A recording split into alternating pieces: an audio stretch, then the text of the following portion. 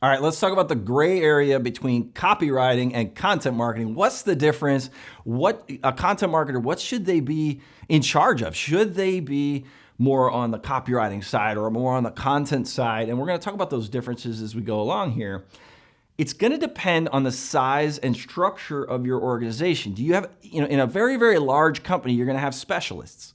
When I worked for Salesforce.com, we had writers, we had content marketers that were in charge of just this one content type. Like these people built customer stories and there's a whole team of them. But in a small company, maybe even a solopreneur or a legitimate small business with 50, 60 employees or something like that, you might have one person that's in charge of editorial and another person that's in charge of more writing persuasive copy. So what you have to look at, if you're in an organization that's small, is if you could communicate, if you're a good writer or a good speaker, you might want to start, getting your nose into things like product and feature descriptions.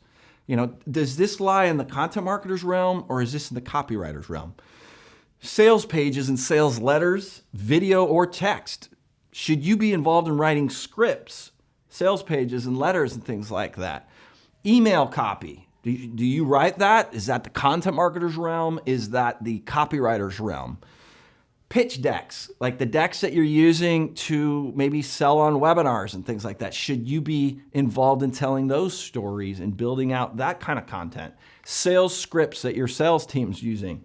Let's take a look at this. Like if you work for Eventbrite, which department writes this email? You look at it on the left there, it says how to get last minute buyers to choose your event. It's kind of a piece of content, but it's also kind of a sales document, this email. So who gets involved in it? In a smaller organization, if you're a good writer, if you're a good communicator, start popping your head into meetings that are about these kinds of things. Like I want to start getting involved in the emails that are going out, or I want to start sending emails and I want to start being the person that's writing them.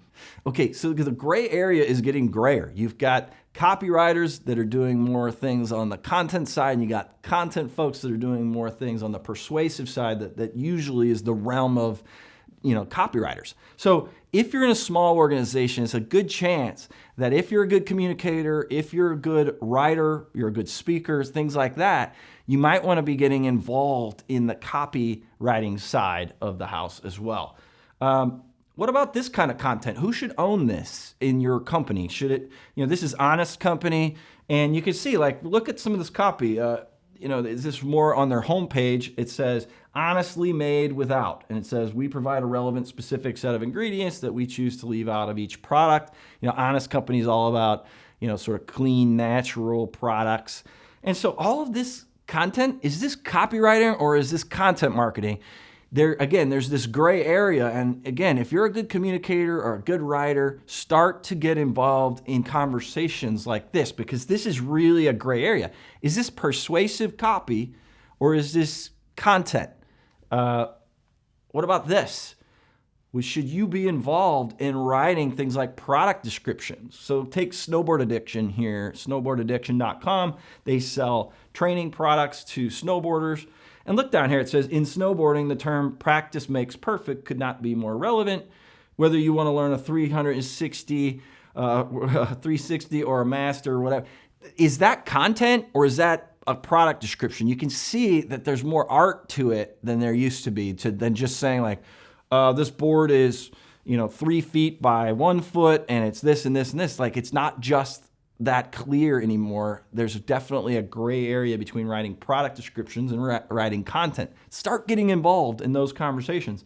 What about writing sales bullets like you see on this right image from Digital Marketer, the new email follow-up machine? Who should write that copy? Right? If you're a content marketer and you're more on the side of, hey, I create blog posts, man. I create videos that entertain and inspire. Start to study content copywriting as well, because the two are becoming more and more married.